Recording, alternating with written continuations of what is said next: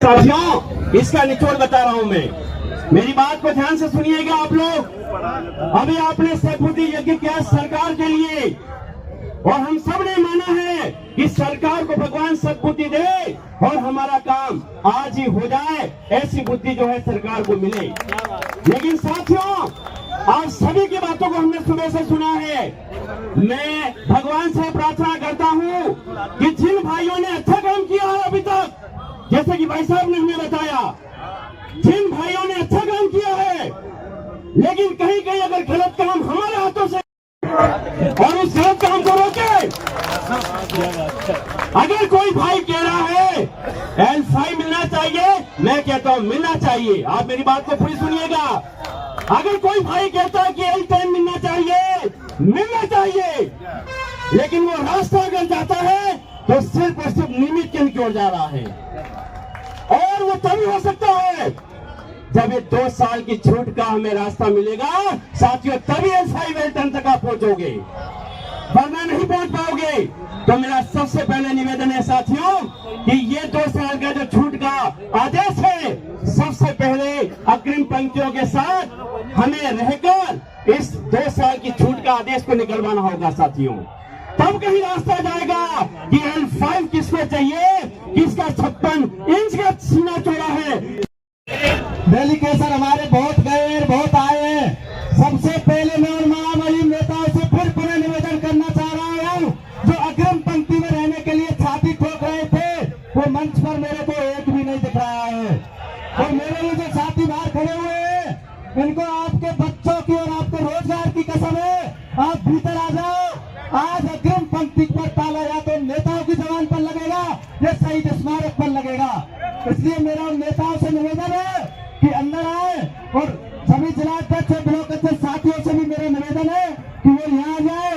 या तो आज हम यहाँ से हमारा रोजगार लेकर जाएंगे, या नेताओं की जो ये नेतागिरी की जो तौलिया है, उन तौलिया को लेकर के जाएंगे साथियों। इसलिए नेताओं से मेरा निवेदन है कि 5 मिनट के अंदर वो मंच पर आ जाए, जितने भी प्रदेश के नेतृत्व करता है। जय हिंद, जय भारत। तो अशोक विष्णु जोधपुर, आप निश्चिंत रहिए, हम पेड़ों के लिए अपनी जान दे सकते हैं। तो ये तो हमारे भाई हैं, हमारी बहनें हैं, हमारे हाथ में यदि होता तो हम तुरंत कुछ भी अपना देकर आपके लिए प्राप्त कर सकते थे।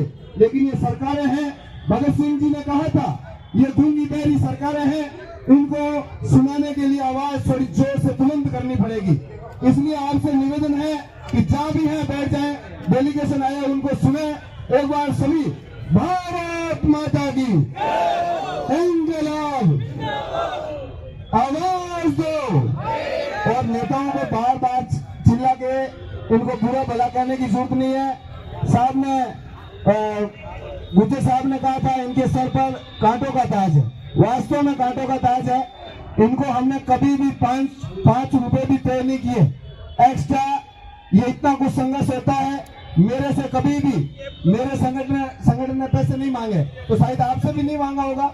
तो इनके लिए निवेदन है कि आप इनका सम्मान करें और इनको हौसला अफजाई करें, ताकि वो हमारे लिए लड़ सके। हाँ, राठौर साहब आगे की मंच संचालन करें। थाने की धड़ी पर नहीं पहुंचेगा, क्योंकि पिछले 2 साल पहले 17 जुलाई 2023 के साथ में हमारे सामने जो हादसा हुआ था, वो नेताओं की छाया की धड़ी पर पहुंचना हादसा हुआ था। इसलिए अब आपका सरकार का दिया हुआ पट्टा, सरकार से दिया हुआ बैठने का पट्टा समाप्त हो चुका है। अब आप सरकार पर जबरदस्ती बैठेंगे। अब हौसला रखना पड़ेगा दोस्तों, अब आपको घबराने की आवश्यकता नहीं है। असली संघर्ष का रूप अब रूप लेगा। अब नेताओं की अगली परीक्षा होगी। मेरे को शादी मिली है मंच के माध्यम से, किसी गुरुजन करूंगा, हेमंत जी घेटाला जो वार्ता के लिए गए थे, अपनी बात रखेंगे। अगर हम आए तो ठीक, नहीं होते तो हम सामूहिक मिलकर के निर्णय लेंगे कि सरकार से हम आर पार की लड़ाई लड़ने के लिए तैयार है। साथियों, बड़ी ही विडंबना की बात है कि 5-7 हजार की संख्या में या 1000-2000 की संख्या में आप यहाँ पधारे हो। सरकार का इसके ऊपर 1% भी कोई असर नहीं है। मैं अभी डेलीगेशन के रूप में भेजा गया, लोग मना कर रहे थे कि भाई डेलीगेशन नहीं जाएगा, लेकिन किसी भी चीज का एक सिस्टम होता है। कि भी बैठ के वार्ता हो, बैठ के कोई सिस्टम समाधान तभी निकलता है। यहाँ से डेलीगेशन के रूप में हम 5-6 आदमी गए और ऐसा वार्तालाप किया गया हमारे साथ कि पूछो मत, हद से ज्यादा अपनी बदनामी करा के आए हम तो। मतलब सीधे सीधे शब्दों में प्रशासन के माध्यम से हमें मुख्य शासन सचिव के पास ले जाया गया और ले जाने का माध्यम क्या था, वहां एक जन सुनवाई चलती है, उनकी फिक्स है, परमानेंट है, 3:30 बजे से 4 बजे तक। अब हम थोड़ा लेट हो गए थे, जाके मैं सप्ताह में एक दफा तो सीएस सर से मैं मिलता ही हूं। जब मैं अकेला जाके मिलता हूं तो इतना समय नहीं लगा जितना समय आज लगा है। अपने काम के संदर्भ में उनको बोला तो कोई जवाब उन्होंने नहीं दिया है। सीधे शब्दों में यह कहा कि आपका लेटर मैं आपके विभाग को प्रेषित कर दूंगा। मैंने बात रखी कि सर ये छूट का मैटर है, आपने 2 साल से लगातार, और मैं पिछले सप्ताह भी, उससे पिछले सप्ताह भी मैं आपसे 2-3 दफा मिल के गया हूं, हमारी 2 वर्षीय जो अनुभव में छूट का मैटर है उस फाइल को क्लियर करवाओ, पद सज्जित करके नियमितीकरण करवाओ। ये बात उनके सामने रखी तो उनका सीधा सा जवाब एक ही था कि आपकी फाइल आगे विभाग को प्रेषित कर दूंगा। ये सरकार गूंगी बड़ी सरकार है, सद्बुद्धि यज्ञों से नहीं मानेगी, ये तांडव करा के रहेगी। प्रशासन अगर सुन रहा हो मेरी बात को, मैं मेरी बात पे कायम हूं। मैं सुबह कह रहा था, आप सब भाई बैठो, इस पांडाल को अपने को किसी भी सूरत में नहीं छोड़ना है। डेलीगेशन के अंदर जो हमारी वार्ता हुई है वो स्पष्ट तौर पे मैंने आपको बता दिया, कोई वार्ता नहीं हुई है। मतलब एक तरह से आपके धरना प्रदर्शन का कोई दबाव नहीं है सरकार पे, वो कोई बात करने को ही तैयार नहीं है सरकार। आपका वो संघर्ष था, एक समय वो था जब रात को 2 बजे मुख्यमंत्री उठकर आपके संगठन से वार्ता करता था, और आज एक मुख्य शासन सचिव सिर्फ डेलीगेशन के नाम पे और लोगों से अंदर टेबल टॉक वार्ताएं हो रही है, लेकिन संगठन से बाहर आके चलते हो ज्ञापन लेके, ठीक है मैं इसको विभाग में प्रेषित कर दूंगा। ये कोई वार्ता होती है? ये कोई दबाव होता है? आज लाखों रुपए आपने खर्च किए हैं, आप परेशान होके आए हो, और आपका संघर्ष व्यर्थ नहीं जाए, मैं आपसे हाथ जोड़ के निवेदन करता हूं। अब हमें सबको बैठ के डिसीजन करना है कि यहाँ से इस रूप से हम पहले कर चुके हैं, अब इस आंदोलन में किस तरह का मोड़ देना है। तो ये जिलाध्यक्ष और कोर कमेटी के सदस्य सभी निर्णय करके आगे जो बढ़ाएंगे। जो डेलीगेशन पे हमेशा आप जो आरोप लगाते थे, ये सच्चाई है जो मैंने आपको प्रेषित कर दी।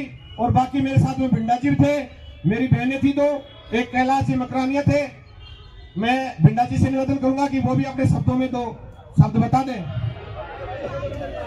चलो और उधर चलो, तो मैं आप लोगों से कहता हूं किधर भी जाने की आवश्यकता नहीं है, बस यहाँ बैठे रहने की आवश्यकता है।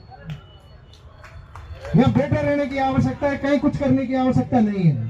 परिणाम आपके पास यही आएगा, और मैं विश्वास दिला रहा हूं 100% आएगा। तो साथियों, मैं आप लोगों से यही कहना चाहूंगा, पुनः हमने सबने ये निर्णय लिया है, जब तक अब राजस्थान सरकार से हमारी ठोस वार्ता नहीं होती, तब तक हम इस शहीद स्मारक को नहीं छोड़ेंगे।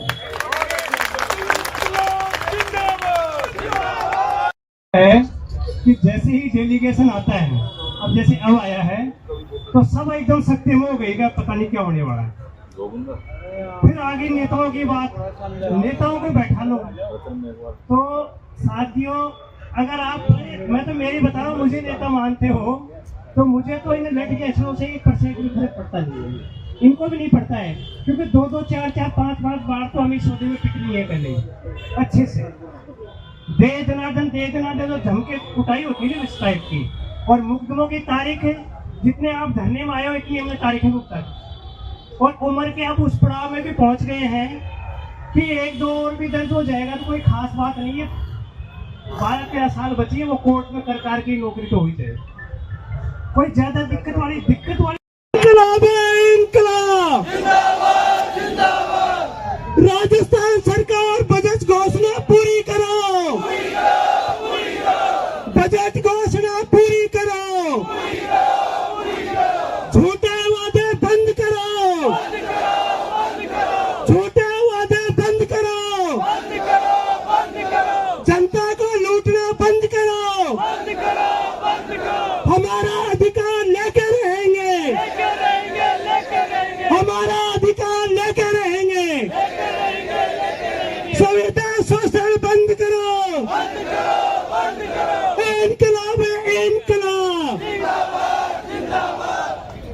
सरकार को हर 10 मिनट में पता लगता रहना चाहिए कि हम जिंदा हैं, इसीलिए बैठे हैं। बिश्नोई जी रुको एक बार। स्लोगन खुलाने से कोई नहीं रुकेगा, तो संघर्ष की जिसमें तपन होगी वो अपने आप आ जाएगा। मैं माननीय जो सरकार के बिल्कुल बिल्कुल साहब, आपने कम से कम हमें फोन के माध्यम से सब लोगों को संबोधित किया। इस बात को हम समझ सकते हैं कि आपको हमारी चिंता है। इसके लिए हम आपको पूरे संघ की ओर से बहुत बहुत धन्यवाद देते हैं। माननीय गृह मंत्री जी जिंदाबाद जिंदाबाद जिंदाबाद, सिंह बेगम जिंदाबाद जिंदाबाद जिंदाबाद, बजरंग शर्मा जिंदाबाद। बस सुनो साथियों, आप लोगों को एक बात कहना चाहूंगा। जिंदाबाद तो खैर बाद की बात है, आपको देना मैंने साहब को दिया, डीसी साहब को दिया। आपको एक बात पूरी बात कहना चाहूंगा। आप देख रहे होंगे, आपने परमिशन भी देखी होगी, 3 बजे तक 4 बजे तक की थी।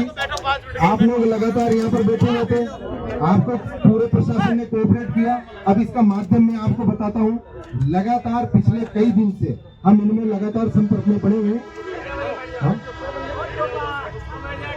मैं तुम्हें बुलवाऊंगा, फिर कोई संतुष्ट नहीं होगा तो मुझे कोई दिक्कत नहीं है, मैं नहीं कह रहा इन चीजों को, लेकिन सिस्टम बाय सिस्टम आगे बढ़ना पड़ता है। और आज निश्चित रूप से मैंने जो सुबह बात कही थी, यदि आज जैसलमेर में वो हादसा नहीं होता तो आज सरकार के सामने आपकी बैठकर बहुत अच्छी तरीके से वार्ता होती। और जो 2 वर्ष की छूट का जो आदेश है, आप खुद समझते हो कि आज तक के इतिहास में 17 वर्षों में पहली बार ऐसा हुआ है कि राजस्थान का गृह मंत्री आपको फोन पर संबोधित कर रहा है। इसका तात्पर्य आप समझ सकते फोन पर आप लोगों को संबोधित कर रहा है, और ऐसी त्रासदी में उसमें जब वहां पर गया, इसको आप समझ सकते हो सकता है कुछ लोग संतुष्ट होंगे कि नहीं होंगे, मैं नहीं कह, मैं खुद भी नहीं हूँ।